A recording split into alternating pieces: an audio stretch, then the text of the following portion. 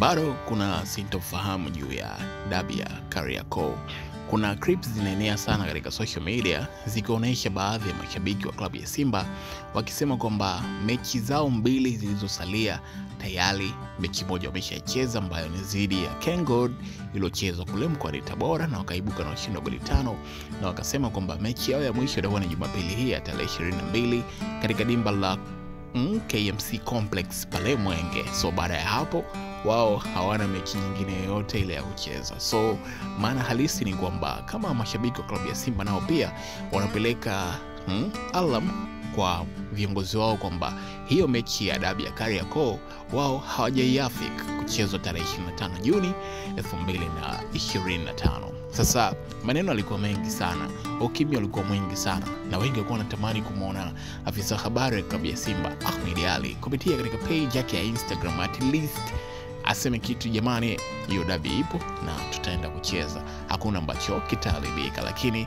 ukimya umekuwa mwingi sana. Sasa wana mechi tarehe 22 katika dimba la KMC Complex ambayo wao ni mechi ya mwisho Simba wakiwa wanacheza nyumbani.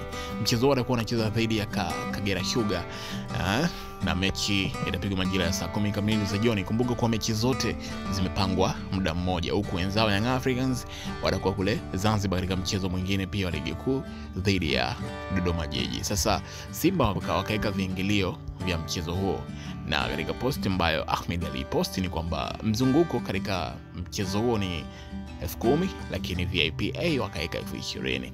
Maswali yakaja mengi sana kwamba kuna point ambayo alisema kama ikaleta utata hivi. Aliandika kwamba mechi yetu ya mwisho tukiwa nyumbani msimu huu, wana Simba tujitokeze kwa wengi tukaiage timu yetu katika mchezo huu wa mwisho. Aliandika hivyo Ahmed Ally katika page yake ya Instagram, wengi wakitafsiri kwamba labda Ahmed pia anakubaliana na kile ambacho mashabiki wa Simba walikisema kwamba hawaitambui mechi ya dabi ya Kariakoo. Lakini ukitazama pia alichokiandika Ahmed Ally ni kwamba hii ni mechi yao ya mwisho kwa mechi za nyumbani. Of course ni kweli, kwa ni mechi ya tarehe 25 June Simba atakuwa ni mgeni katika mchezo huo. Kama unakumbuka ile dabi ya kwanza iliharibika tu baada ya Simba kuzuiwa getini kwenda kufanya mazoezi.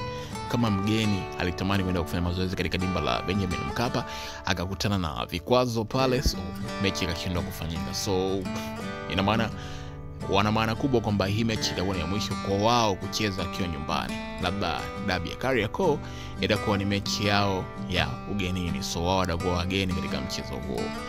Kumbuka kusubscribe. Hii hapa ni Vathan Media.